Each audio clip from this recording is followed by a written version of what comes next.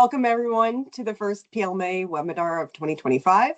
I'm really excited to reprise my role from the 2024 Load Management Dialogue with Peter. It was super fun to do it, lots of interesting content, and looking forward to audience questions. So speaking of questions, as we proceed with today's questions, please type any questions you have into the chat. We are reserving time for the end of the session to make sure that we answer a handful of questions towards the end. So feel free to put those into the chat function as we go along. And now it's my pleasure to introduce the veritable font of wisdom, Peter Kelly-Detwiler. Peter, perhaps you can say a couple words about your background and set the stage for discussing 2025 trends. Sure, thanks. It's a pleasure to be here yet again. Much appreciated, and I enjoyed the conversation last year. I think we're going to have a good time here. So I've been in power markets now for 35 years.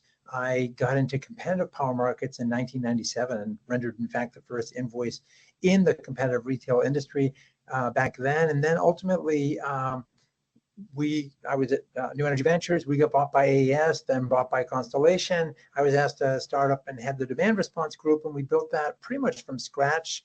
And then through acquisition of C-Power, we got that up to 1,700 megawatts of dispatchable load by 2012. And that's when Exelon bought us. I left, C-Power got spun out and became the huge demand response provider that it is today, among some others in the space. And now, since 2012, I've been writing and researching. I read 42 newsletters pretty much on a daily basis. If anybody wants that information, I have that newsletter list in a spreadsheet, and to just reach out to me on LinkedIn with your email address. I'll be happy to send it along. And so I do a lot of speaking. I'm doing a lot of research right now on data centers and impacts on the grid. I also follow electric vehicles and hydrogen and batteries and everything else that impacts the electrons. So it's a crazy, interesting, and very dynamic space to be in, as you are well aware, Olivia. Yeah, absolutely. And, last session, 2024, you spoke a little bit about what I believe is on the next slide, which is raising the bridge and lowering the river. Do you think you could just do a quick, next slide, please. Thank you. A quick overview of what you mean by this, because I think this will be a thread that weaves through the rest of this conversation. Sure. If we think about the need to meet demand, the raising the bridge part would be adding, as more demand comes into the grid, raising that bridge essentially to add more capacity. But what if we could lower the river? What if on the demand side, we could actually handle the situation and manage those sort of floods, those periods of highest demand that we otherwise have to build for? If we can do that, it's actually much more cost effective and quicker to design demand response programs to deal with those rather infrequent spate periods that happen on the grid, like heavy rainfall in a situation like this. It's much cheaper to do that than it is to actually raise the bridge. You can, for example, building a new power plant, given today's interconnection issues, is going to be a 3 to 5 year burden. In a best case scenario, demand response, you can do it. For example, the Ontario ISO enrolled or enlisted 90,000 homes within 6 months, 100,000 homes. Within 6 months, they get 90 megawatts of demand that they can manage during peak periods. That is not an anomaly. So that's what I mean when I say, well, we can raise the bridge, and we're going to have to raise the bridge because we need raw megawatt hours. But in terms of peak demand, lowering the river is a way more cost-effective strategy to address this issue. Yeah, and I think I was chatting with somebody in our industry talking about trying to think about the value of DRs like yelling at the clouds. But I think, as we'll talk about today in 2025, there are some aspects to the environment in which we operate, whether it's regarding resiliency, reliability, and affordability, that sort of poise demand flexibility for this moment. So I thought we could structure today's conversation around was Peter correct in 2024? Let's test that crystal ball. We had a couple predictions. And then what do we think might be new for 2025? So I have 3 predictions and 3 key themes for our conversation today. So I thought we could move to the next slide, Rich, if you can, and go through prediction number 1. Our dialogue last year highlighted the need to triple the electricity supply by 2050 due to decarbonization efforts. Does your load growth prediction track? Are the load growth forecasts accurate, inaccurate, and in which direction? And of course, we have the elephant in the room, AI, entering as we speak. So would you want to speak to that, Peter? Sure. So when we spoke last year, I love having my feet held to the fire about something I said a year ago. It's like Thanksgiving. You show up once a year and people are like, remember when you said X?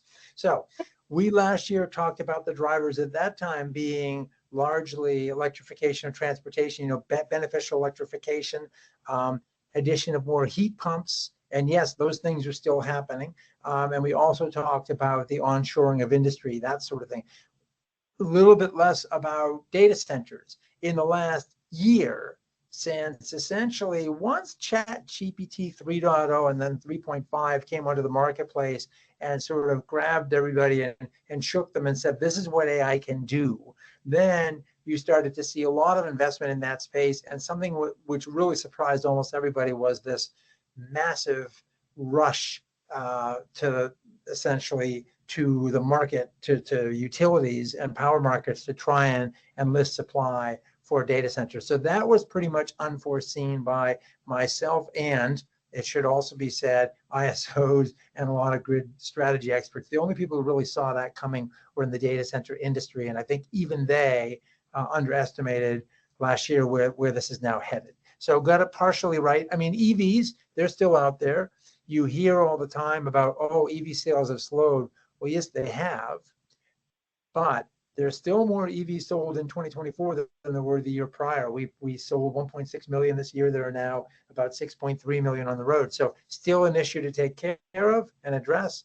Heat pumps still going willy-nilly in certain markets, but right now the bear that sort of entered into the room and has got everybody freaked out are those AI-driven data centers. Now, I know everyone talks about this, and I guess I wanted to ask you, like, look at these ranges in the different sources, McKinsey and EPRI. What's the level of certainty around these bands? And what might be some blockers to what we're thinking about this sort of massive load growth moving forward? Yeah, it's a great question. I'm actually, I was on the plane last night from Florida and watched Olivia sleeping.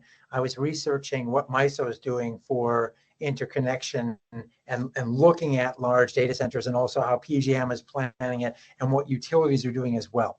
Here's the issue. You have your traditional data center industry, which is still growing. The stuff we've been using to manage industry and store our cat videos for forever.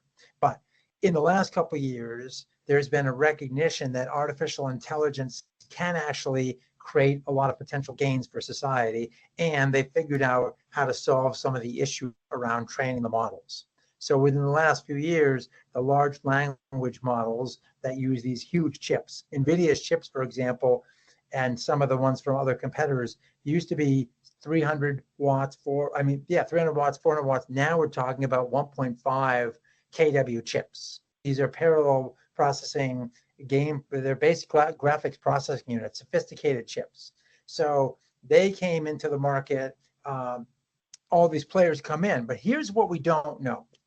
Just like on the interconnection side, you have, if you're a developer and you want to spend, let's say $2 billion worth of capital, and you don't know whether you're going to have luck with this interconnection request or this one over here, maybe one in MISO, maybe one in PJM, et cetera. So you put multiple chips on the board, knowing full well you're only going to deploy $2 billion worth of capital, but you might put $10 billion worth of requests into the queue. And historically, only 20% or less of what's in our interconnection queues on the supply side has ever gotten built.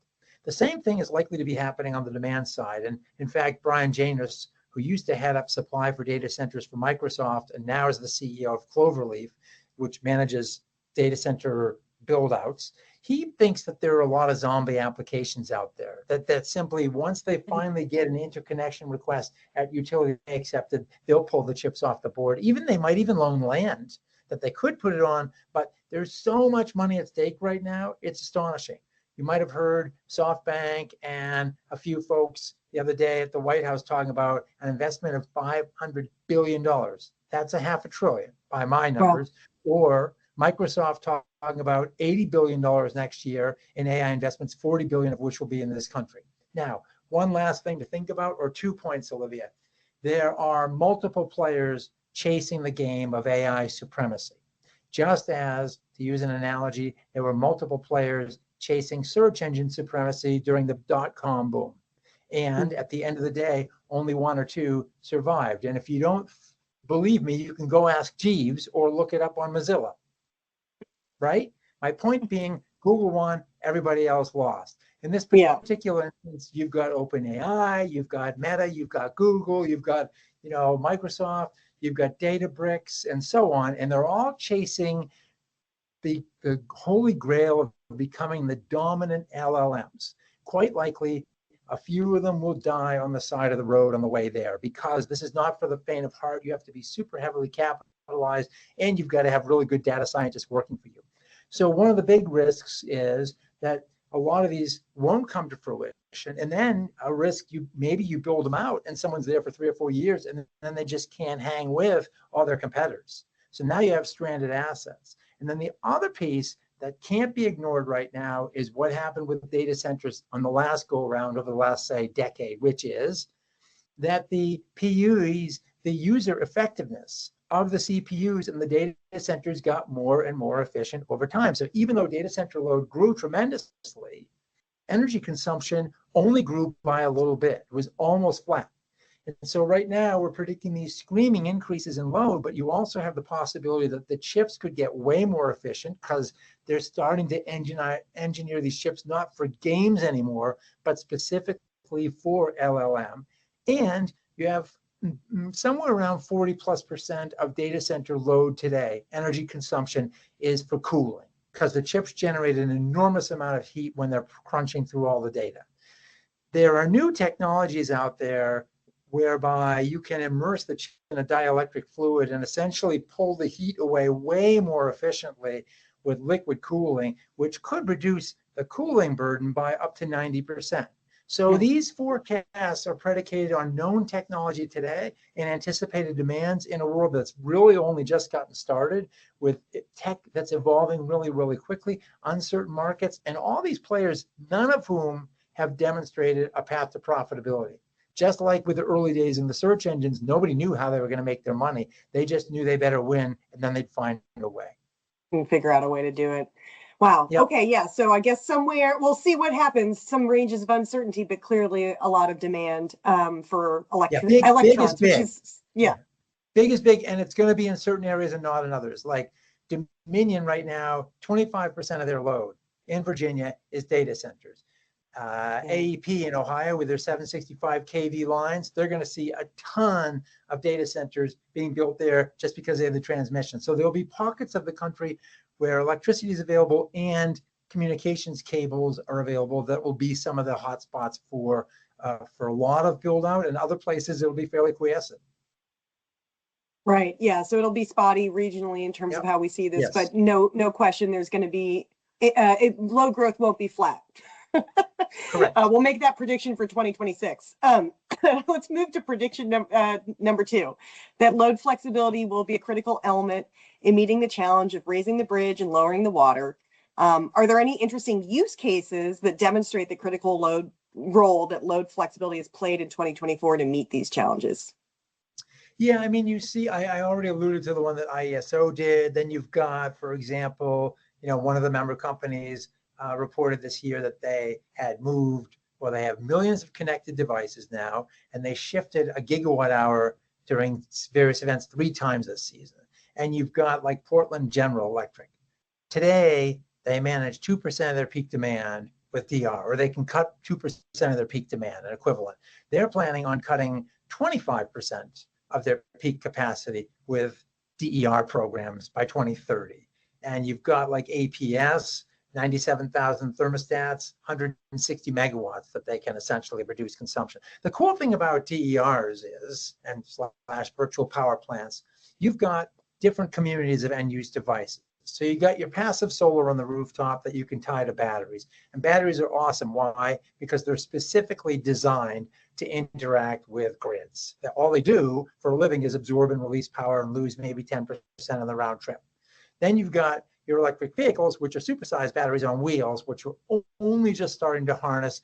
You have some managed charging programs, and your initial V2G programs like that Zoom One, ZUM, that was announced with the Oakland School District, where they're going to deliver 1.2 gigawatt hours of energy from 74 school buses, I think it is, to PG&E every year. So that's one reason PG&E let them interconnect faster. So you start now to see vehicle to grid in those buses, a little battery in people's garages, 10 kWh, 12. These buses are 150 kWh batteries each. So they're monsters compared to, and your electric vehicles could be 50, 100 kWh.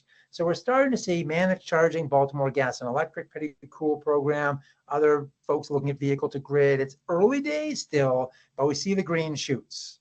And then you also see the announcements, Rocky Mountain Power, Green Mountain Power. They're putting batteries willy-nilly behind the meter, both for resilience and for that virtual power plant thing. And then you see, companies like, Renew Home with energy, and Google with a gigawatt target of thermostats. So you got your solar and your batteries and your EVs, which are all meant to move enormous amounts of power and specifically interact with the grid.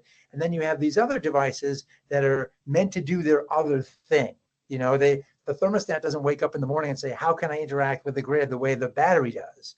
But do some arbitrage in the morning. Yeah. Yeah, exactly. And the water heater, same thing. They are meant to do something else, but they have this inherent flexibility and sort of storage capability, whether it's thermal storage of a building in the built space or thermal storage in a water container, right? That allows you to flex and shift and move things and do it way cheaper. And now with all this pressure on the grid with data centers, which are not that flexible, there's going to be higher avoided costs and more value for these DERs. And I think we're going to see acceleration of that space as a consequence because the value is greater. Certainly the timeline around building these out is shorter and the need for it is even greater than when we talked in 2024. You mentioned a couple use cases several of our members are doing, and really sort of aggressive megawatt goals, but also enrollment of customers. When we were talking before this dialogue, we were talking a little bit about like the Swiss Army knife. And a DER has, all sorts of things, and the corkscrew and the, all the different tools that are needed. And we talked a little bit about, continuous orchestration and multiple events, and how we're actually starting to see, movement from DR 1.0 to DR 2.0 to DR 3.0, to use a PLMA terminology. So this is a pretty nice segue to our third prediction, which was virtual power plants. In our prior webinar, you discussed the transformation of single DERs, like predominantly battery VPPs, into integrated DERs as a way to maximize revenues, streamline customer engagement, because many of these customers might have multiple DERs within their homes, but also can offer load at different times. So we're also, seeing, we recently saw the update that came out, the VPP 2025 DOE liftoff with a number of new use cases. And it seems like it has, quote unquote, lifted off. I guess I'm sort of wondering, now that there are multiple DERs, we're aggregating DERs together, we're thinking about more continuous orchestration. How do you see the world evolving in terms of communications, technologies, and integration related to either AI innovations or standards protocols like Open ADR 3.0 or Matter or Mercury? How do these all kind of fit together to enable VPP liftoff? Yeah, I mean, there's a lot of different communications protocols right now. And I remember at Constellation, we're like, oh, we have our own, we don't want to do Open ADR. There was a little bit of not invented here, but there were also some reasons for it as well. But it's kind of cool, like Open ADR 3.0. I actually went in because I was curious about it, and I looked at the code. Well, I look at code, and it's not like I really know what I'm looking at, but I looked at the old code versus the new code, and what you can see is there are way fewer lines for streaming these prices, if you will, from 3.0 to devices. So there's certainly a lot of progress being made in that space. And if you think about the ability of AI to harness all of these resources, I think we're standing at the precipice of faster and more ubiquitous situational awareness and the ability to communicate with all types of devices and pull them all back. Now, there's still challenges. For example, with EVs, are you talking to the charger? Are you talking to the car? There's a lot of challenges there around is it telematics with the car, or so on and so forth. So there's still a lot of pieces that need to be worked out and standardized. And in DER, that liftoff report, there was still a discussion there around the need to standardize some kind of a registry, which hasn't, and I'm involved on a collaborative utility solutions board, the DOE, liked what we were doing, but it hasn't gotten the traction that we hoped that would have, which would, all of this ultimately, as it mentions in that liftoff report, you need to expand the DER adoption. You have to simplify the enrollment. You have to find ways to integrate into utilities and into bulk power systems, and simplifying and standardizing the communications around that is a critical piece of how to make that happen. We're not there yet. And because each group comes into it with their own protocols, you do end up with this risk of sort of a not invented here Tower of Babel approach, which does defy the, one would hope, standardization and easier and bigger implementation as we go forward in time. Some of Yeah, that certainly to unlock scale, right? And Yeah, if we exactly. think the adoption forecast scenarios for DERs, will create this demand, how can we do that in terms of that? So actually that leads us to our 2025 key trends. And I think you did a little bit of foreshadowing already. We talked a lot about AI related to load growth. And you mentioned AI in terms of load flexibility, but I thought we could dig a little bit in terms of how AI can be used to help optimize load flexibility and, dare I say, enhance customer enrollment or engagement. So we highlighted the importance of AI in managing VPPs in our last webinar and the need for situational awareness in the distribution system. How do you think AI can advance load flexibility and unlock scale? Okay, so the first thing, if you think about AI in its full-blown state, you would then imagine a world in which you have instantaneous and correct information that's marshaled in ways where the data turns into useful information. So let's posit a use case. I'm utility X and I have 50,000 transformers in my service territory, and I know where all my batteries are and where my EVs are and my thermostats are, etc.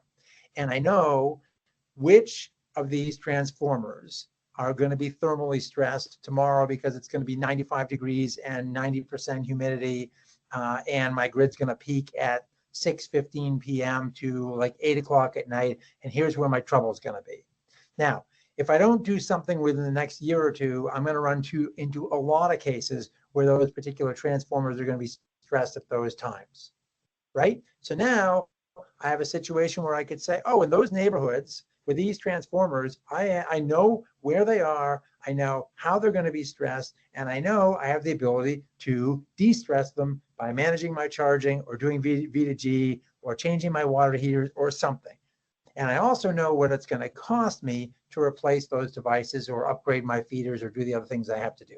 So now I have a situation where I could define an avoided cost, which could be zero for 8,700 hours in the year, in that 8,760 hours of the year, and it could be $1 a kilowatt hour for another 20 hours of the year, and then for the last 40 hours, it could be $10 a megawatt hour, a kilowatt hour, excuse me, because I'm going to have to replace this thing.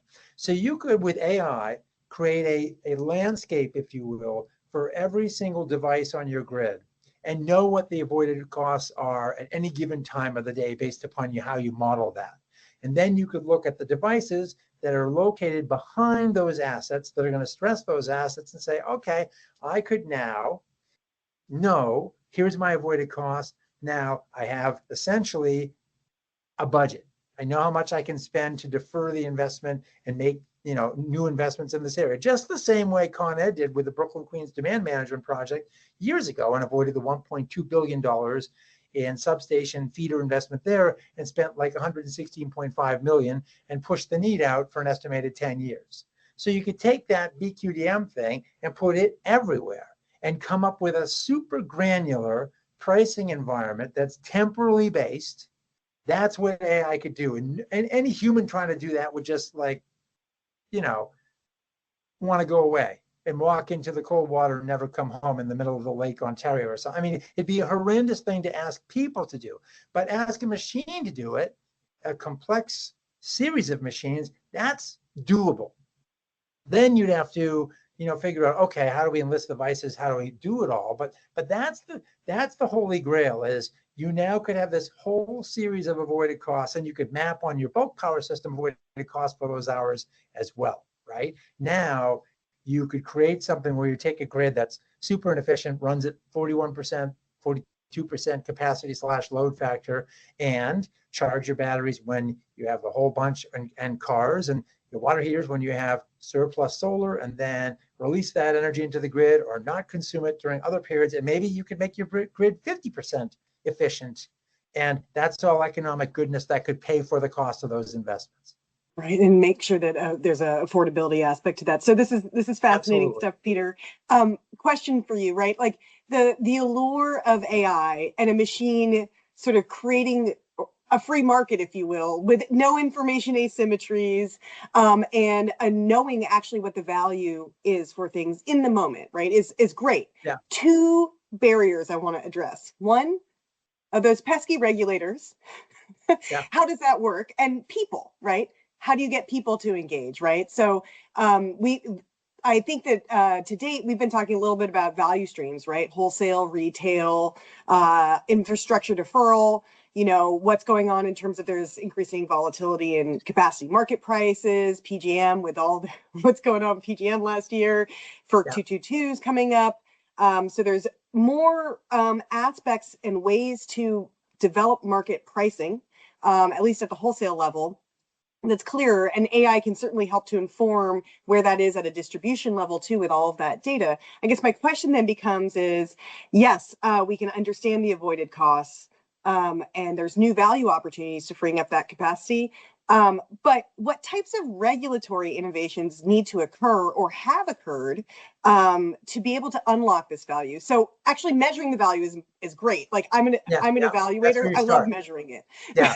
But then how do you actually get it, or get customers, stakeholders, vendors, or utilities to capitalize on that value? Yeah, I mean, the cool thing, what I find fascinating about this is I worked for several years in Mogadishu, Somalia, and Accra, Ghana, and different places. My background is as a development economist, and I was involved with tech transfer back in the 80s. Could we bring new technologies to Africa? Could even be like a borehole water pump type thing. And what we found was you can't just assume somebody wants a new technology because it can disrupt the way they do things. So for example, there were these pumps put in, and women didn't have to head load water half a mile from the river. And the men stole the gaskets in the water pumps to brew beer with, which I would have probably done. And then the development economists came back and said, hey, they stole these, we'll put new gaskets in, everybody's good again. Well, they went away, the gaskets were gone. So finally they said to the women, why aren't you stopping the men from doing this? You got to head load the water from the river. And the women said, you never asked us whether we wanted not to carry water from the river. That's the time when we get to chat with each other. We get away from our families. We socialize. It's part of the fabric of our community. And you've come in and disrupted it. And what that taught me was that technology transfer is a sociological issue. And in fact, economics is an expression of what we value, right? And so one of the first things you have to do is figure out whether what you're trying to do is going to disrupt or in some ways cause anxiety with people. So what one can do here is, first of all, you paint the value prop to the regulators. Then you can do some pilots. Like, for example, in California, PG&E is now streaming hourly prices. They started in December to some markets, and CalFlex has a program, and so they're testing this out. But ultimately, at the end of the day, I think what you want to do is offer this as a service. So you say to someone, I will guarantee you, your availability of your electric vehicle or your water when you want it, that sort of thing. I'm going to take that out of your hands. If it doesn't work, I will pay you a penalty. And let me just handle all that. And I'll basically do all the IT work, the AI work. You don't have to think about it. You don't want to be that individual saying, it's 9 o'clock in the evening, I wonder what the price of power is. Who wants to care about that? But if someone said to you, I'm going to enroll your water heater and you're never going to be inconvenienced, and I'm going to pay you $10 a month to do it.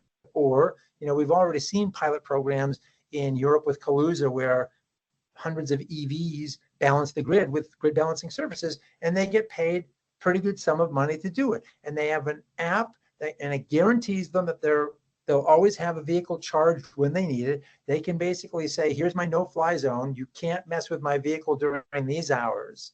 And so, there are ways to use technology to overcome these issues and not inconvenience people. Although we do have to be aware of, for example, there was a pilot a couple of years ago in the Pacific Northwest with water heaters, and a small number of folks had cold showers. And boy, the people who are inconvenienced are loud, and they should be. So you got to be very wary of potential for failure, because that's where you can get into problems. You have to be really thoughtful about what can go wrong and try and insulate against that.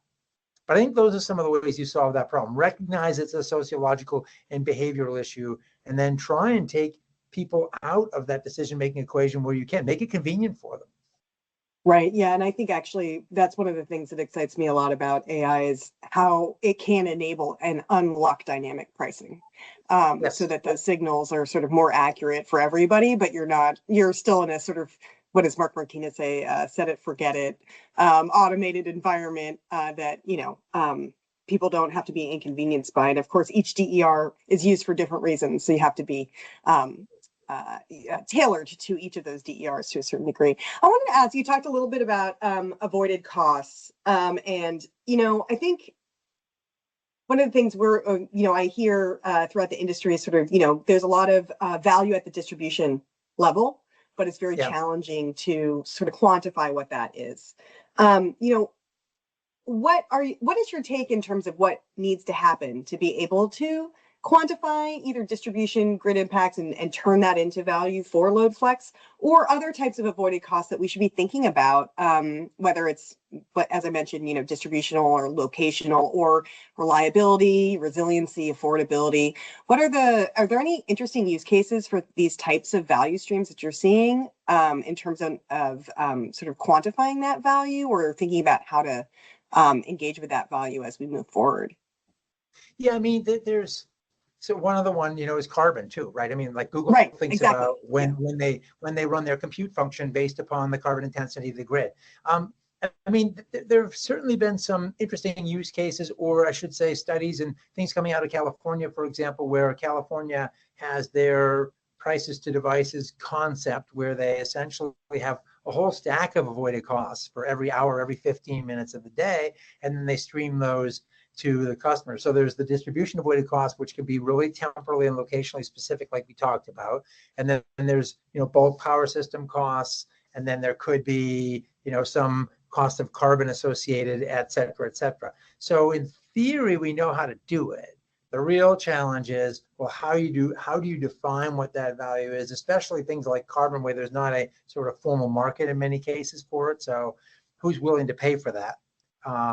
And even now with the utilities, we know what avoided costs are. That study that was done, Kivala did for the CAPUC with respect to full electrification of transportation, said if we don't manage charging, costs could be up to $50 billion, for the upgrades we need. Well, they assign costs, everywhere based upon certain assumptions. So we know it can be done. The question is, how do we start this off at some granular level and try it and see how well it works and what the real costs of implementation are, and then how do we replicate? And we also need to take social justice issues and equity issues into account. They don't go away irrespective of who's in the White House. Yeah, and actually that's a really nice segue to the sort of third key trend that I was hoping we could talk a little bit about. LB&L just put out a new study for their retail electricity price and cost trends for 2024 update. And it summarizes sort of that retail electricity price levels and price drivers in the United States across the country. And it shows that utility costs and retail prices have gone way up, despite retail sales staying fairly flat or even declining. And that fuel and purchase power and transmission and distribution costs have risen significantly, which has put upward pressure on rates. So this, suggests some implications for the value of locational demand response, demand flexibility to help support affordability. But,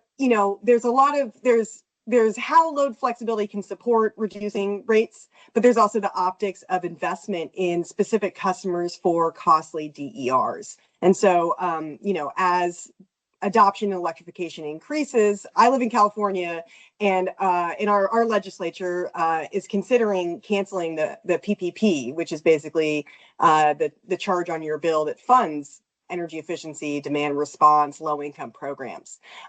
due to rising rates and sort of the optics and how angry people are with 1 in 3 customers at risk of being on arrearages. So I'm wondering, can you speak to how load flexibility or dynamic rates can help support and promote affordability, and what role can we do as an industry to mitigate these affordability challenges? Yeah, so first of all, part of what we're paying for right now is replacement of old equipment or having to upgrade equipment because of new demand on the system. So it gets back to how efficiently can we use the grid. I mean, one of the things that's beautiful about demand response is the fact that the grid is so ugly from an efficiency perspective. When I look at 42% capacity / load factor, I see huge economic opportunity that could lower rates and pay for a lot of things if we could address it cost effectively, right? Waste is a resource in that sense. You can mine it. And so that's, I think, step one is to prioritize where are those highest avoided costs and go after those and figure out, well, I mean, every utility has its ratepayer impact test and so on and so forth. So you can run those through a series of scenarios or filters and figure out which ones make the most sense. And, Taco DeVries had made a comment while we were discussing, one of the things you got to make sure you also do is make sure you have overlap and there's sufficient reserve margin, if you will. If you need to get 10 kW from this place behind the meter, make sure you're going after 11 or 12 in case some resources aren't available, right? Don't set yourself up for failure there. But I think if you look at this thing and say, well, what's driving those costs and pinpoint what it is? Yes, there's wildfire issues, public safety power shutoffs and wildfire and so on. Okay, that's going to argue for a lot of potential microgrids because you're going to be doing more and more grid shutoffs, but you have areas that critically need electricity, hospitals, other areas, police, fire, and so on. Okay, so if you're going to put microgrids in, make them capable of creating efficiencies on the grid. No, don't just throw them in without thinking about holistically how they fit into the larger thing and how you can either reduce costs within that microgrid over the whole system. This begs for a systems of systems thinking approach. And part of the problem is we keep on band-aiding. And that's something we have to get away from.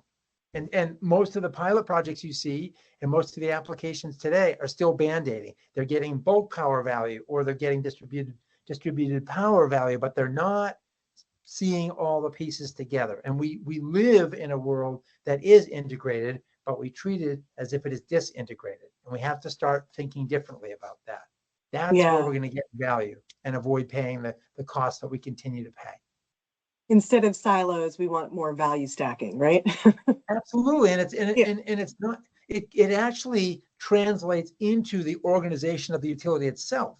Because what you have to do is, first of all, think about this, recognize every utility is essentially a cyber physical entity, right? They always have been because they've always had a SCADA system and so on, but now it's SCADA married to IT. So the very first thing you have to think about is, well, what fundamental investments do we need to make in the underlying IT platform so that as the world evolves, we can continue to build on that platform and we don't have to rip and replace. That's hard, but it can be done. And then you think about, okay, more and more data is going to come in. Who are we going to hire? We got to make utilities, for want of a better word, sexy to data scientists and people who love grokking on data because it's one of the biggest data plays in the world, or it could be. And so you've got to actually change your workforce and think about that. In fact, I did a keynote this morning at a retail energy provider, and they were so excited because they've hired a whole bunch of young people, 25 years old, and they said, these people think about data and analytics in ways none of the rest of us do, and they're educating us and changing the way we think about how we serve our clients. This is the revolution that's necessary in utilities. And as we build those new fundamental underlying platforms, make sure that the previously siloed data now starts to get integrated. We know where the data of record is, but we understand who needs to see it, when they need to see it, at what level they need to see it, and who can change it as well. And that, again, requires a fundamental reinterpretation of who we are as utilities. It's not easy. I've been in change management in large organizations, and what's the first reaction of everybody there is fear. Will I have a job tomorrow? Will I be as well compensated and respected? And so it's not easy, but does it need to be done? Absolutely, given all of the challenges we face. It's time for us to recognize we really do need a utility for the 21st century now that we're 24 years plus in. Yeah, and I think doing that in an environment where we know that there's so much growth that's going to happen, hopefully it's more a collaborative environment as opposed to thinking about more like a mercantilistic system. There's a flat amount and you're like have to divvy it all up to each person, right? With data center load growth and everything, there's so many challenges to be solved. There's room for everybody to contribute in different ways in terms of the solutions. I wanted to sort of close our dialogue thinking a little bit about the customer, Peter. And I wanted to think a little bit about like access and equity. We talk a lot about, the certain more conceptual challenges, right? Or physical challenges, the grid, or conceptual around value and how do we quantify it and how do we enable it.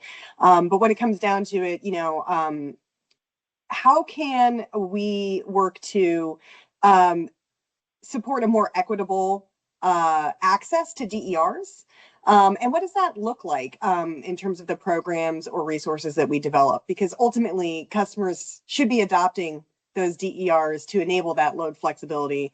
And what approaches should we be taking to enable that? Yeah, so the very first way you get extra capacity on your system is not even targeted DERs, it's efficiency, right? It's weatherization programs, it's more efficient lighting, it's all those things that typically, low-income people pay a larger percentage of their salaries to energy than the rest of us. That's just a given fact. They have much less discretionary income, and many of them are energy poor, and you mentioned how many are in arrearages. Well, if you want to reduce some of the risk to the utility of arrearages, what better way to do that than invest in efficiency? Because it does a couple things. First of all, it reduces their overall bill. It gives them more illumination or other services for the same dollar. The second thing, you now have trained up a workforce that, by the way, you can pinpoint and move very, very quickly, unlike building a power plant where you have a big bulge and then the project's done and then they go away. This, you actually, and studies have shown this for decades, you actually can create a local workforce. It's not super high skilled, it's repeatable, and it's targetable.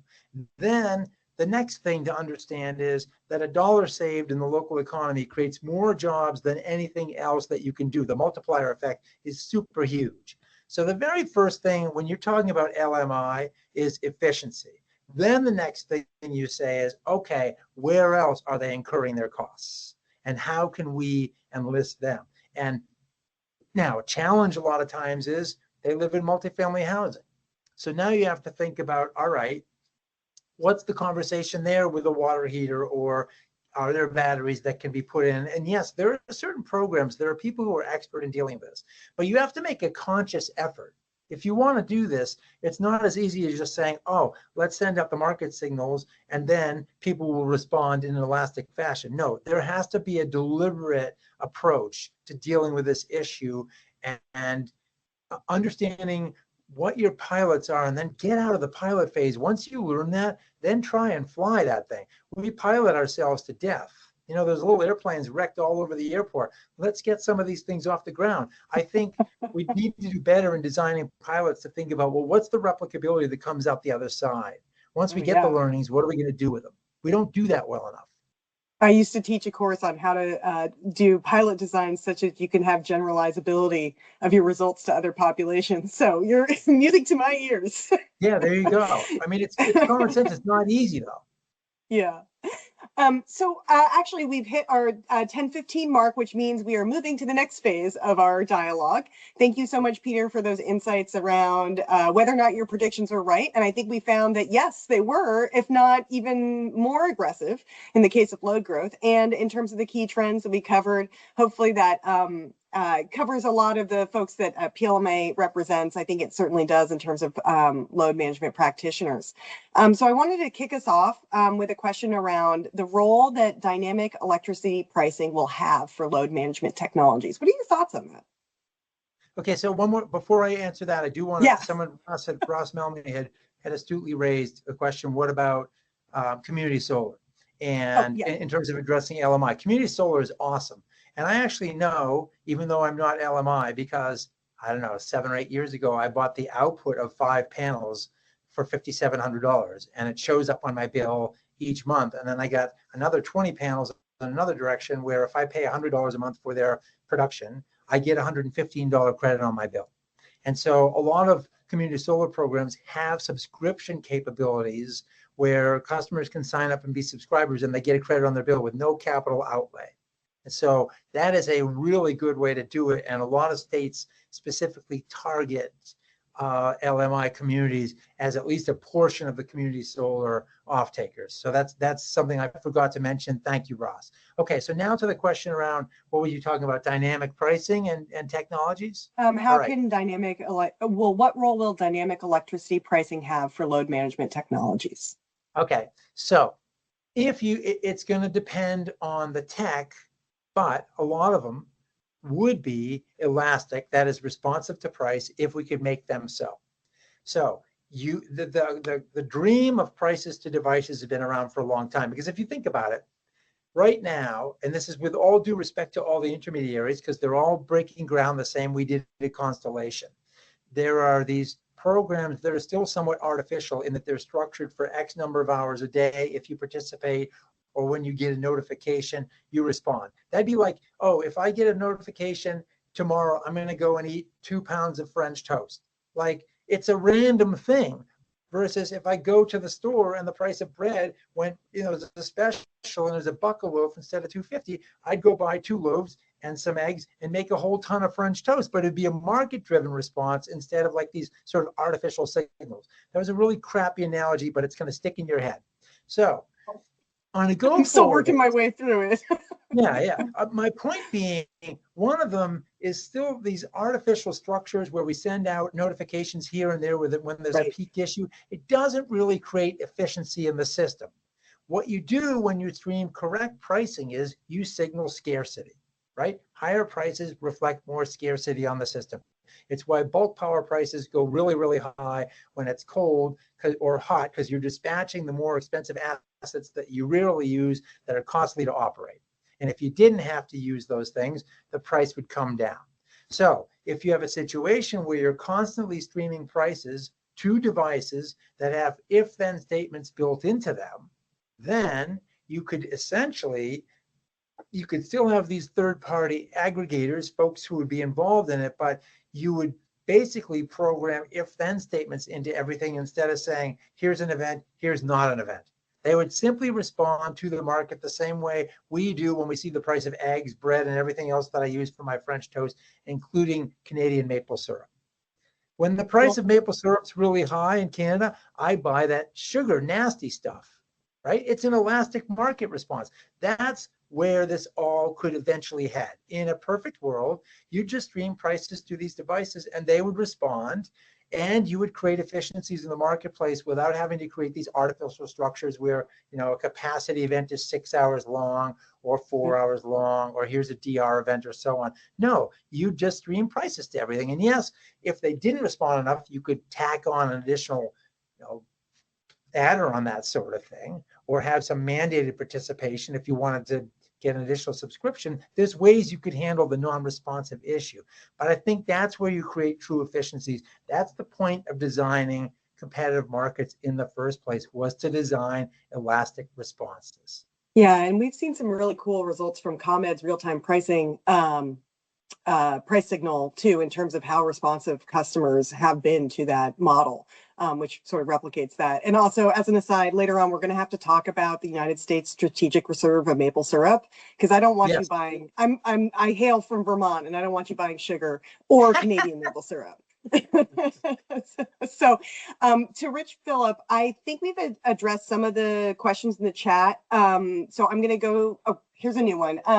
And Rich, tell me if I'm wrong if we haven't gotten to them. So here's the first one. What companies are most active in adding if-then statements to devices capable of moving their loads, and who will keep the hackers at bay from overloading the grid with untimely loads? So we did talk a little bit about ComEd's real-time pricing program, but Peter, do you have anything else to add related to companies using if-then statements? Yeah, I'm going to be curious to see, like, now that PG&E is doing it, who responds, or like the CalFlex program is kind of interesting because they're starting to figure out where this all goes. So there's no entity yet that's saying, oh, we're in the middle of this thing and we're wiring up all these thermostats to respond to prices. We're not there yet, but I think we will be. First we have to do some of the demonstrable capability of, okay, we can enroll these things in large quantities. We can get customers sort of out of the picture so they don't have to think about it and create efficiencies there. Then I think the prices to devices is the next step. Thanks, Peter. Okay, another one that I wanted to ask about was the trends you're seeing in. Thing. You Yeah. mentioned cyber. Cyber is absolutely critical, and we have to be very thoughtful about that. And one of the first places to start is the inverters, because they're often the thing that sits between the grid and the device. So sorry to interrupt. Oh, no, totally fine. And I think we have a couple more coming in right on this topic. So devices provide and promote and shift clean energy. You would want them every day, not only when there is scarcity. How would you operate them when prices are low with dynamic pricing? Okay, so if it's a water heater, you'd certainly want to charge that thing when it's low. With batteries and EVs, that's where you get the juice, though, like the big absorptive capability. And so you'd want all your batteries in your EVs if possible, and certainly the ones sitting in people's garages or whatever, in a place where there's a lot of solar energy, you'd want to tummy tuck the duck, my trademark phrase, can't touch it, every single day and absorb all that solar energy, which would allow us to integrate more solar into the grid, for example. And then in the evening, you'd lop the duck's head off, which is not a beautiful phrase, and I won't trademark it, but that's what you'd want to do. In a place like California, if you looked at the CAISO annual report or the quarterly reports, you'll see that the net demand, net of solar, can go from, say, 20,000 megawatts in the morning or 8 o'clock in the evening down to close to zero. And then the ramp is from, say, 1 or 2,000 megs to like 22,000 megawatts in a short period of time. And batteries and other devices that could be programmed to absorb in the middle of the day and release in the evening could flatten that curve tremendously. We're just not enlisting them all yet at scale. Right. And I think this is a really good point. Like, we need to move away from thinking about just the peak or those 10 hours of the year. It's going to be every day, because there could be valley filling. There could be local requirements because there's peaks at different distribution system levels as opposed to bulk system levels. There could be high weather events that occur. So there could be lots of different aspects to where you really want to optimize 24/7, and AI could actually really support that with the visibility in terms of value and need on the system. I think there was another question here related to this that I wanted to follow up on from Brenda.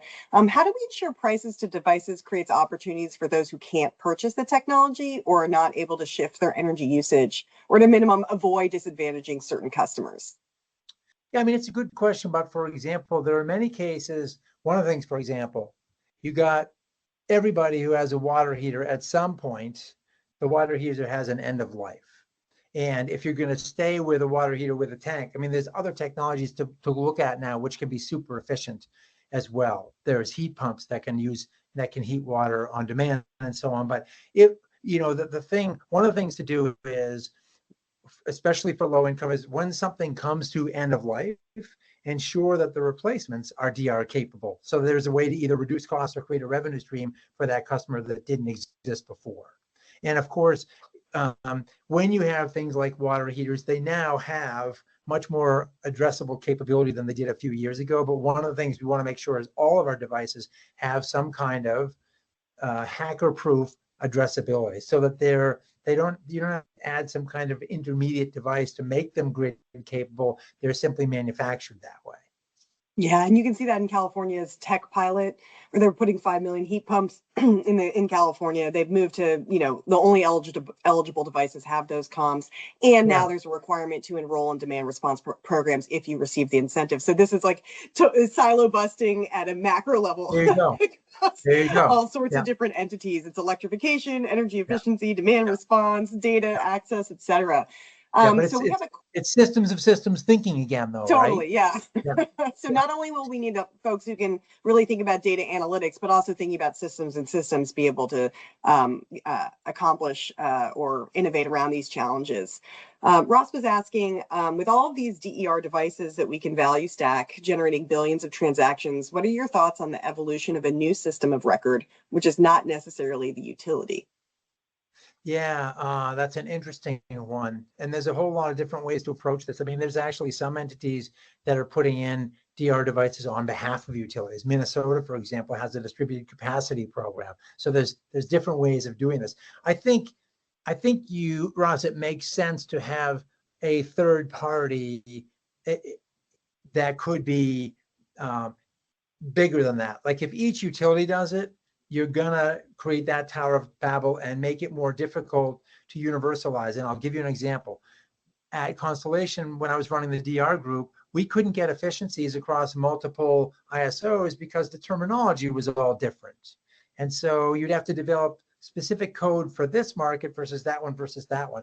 As long as all this information is embedded within utilities and not has some universalizable nomenclature that would allow it to be standardized and universalized, you're going to create inefficiencies. So if you could get a third party that everyone would agree upon, that'd be great. I just think politically it's difficult, but it would be way more efficient. Um, okay, I have one final question. I know Rich has popped up, but I wanted to end on this note. What are some of the headwinds that might be encountered in 2025, Peter? Certainly, I think with the new administration, we're going to see fewer resources available for example, for utilities to move forward with pilots and test things out. We may see the decline over time of investment and production tax credits. I think probably we'll see more tariffs on imports of batteries and solar, et cetera, which will make things perhaps more costly than otherwise would be the case. So the economic environment could be a bit challenging. And yet at the same time, I think there are many states and there's so much value to be harnessed here and avoided costs to be addressed that even though there are some headwinds, I think the overwhelming and predominant economic logic continues to push this thing forward. So tailwinds as opposed to headwinds. Yeah, and the avoided costs, I mean, costs are going up. For DERs, that's a good thing. It may not be good for people, but if you're in that market, hey, the higher the avoided costs, the more incentive there is for people to get engaged with these technologies and sign up for these programs or interact with aggregators and utilities. All right, Rich, I cede to you. Thank you so much, Peter. Thank you. And thank you to Peter Kelly-Detwiler and Olivia Patterson for an excellent discussion today. And clearly, guys, what a year it's going to be. To everyone joining us today, if you'd like to rewatch this discussion or share it with a colleague, we have two ways for you to do that. I'm going to get you to one. First of all, you can pick up the recording of this wherever you get your podcasts. Look for PLMA Load Management Dialogues. In addition, if you'd like to review the video and the earlier slides, you can do that by going to PLMA's YouTube channel. Couple quick reminders for you. Right now, we are in the open window time for nominations for PLMA's Awards of Excellence nominations. That's going to be open through February 4th. So if you have something that you think is excellent in the area of flexible load management, that this is your opportunity. You can go to peakload.org/awards to go through the process of nominating a project or situation that you think is excellent. In addition to that, we're holding classes. Our wholesale markets and our program design and implementation courses are being held in Indianapolis at Wabash Valley Power Alliance's headquarters, north side of Indianapolis, the week of February 17th. You can find out more information about that again at peakload.org/calendar. And then for those of you who might be attending Distributech this year, two things for you to be aware of. One is we're hosting our first ever symposium on DER grid services on March 24th. That's the Monday of Distributech week. They're on site at Distributech in the convention center there in Dallas. And you can find out more about that at our website. And then in addition, on the next day, March 25th, we're having our normal member meetup that we have for breakfast on the morning of the 25th. That's before all the keynotes and stuff that morning at 7 o'clock. And again, you'll be able to sign up for that at the PLMA calendar. So having covered all that in a whirlwind fashion, I want you to be aware that you've been listening to a load management dialogue presented by PLMA. To learn about upcoming dialogues and for an archive of past recordings, visit peakload.org or your favorite podcast platform. This concludes this edition. Thank you again, Peter and Olivia, and thank you all for joining today. We'll see you all soon, and Happy New Year. Thank you. Thank you.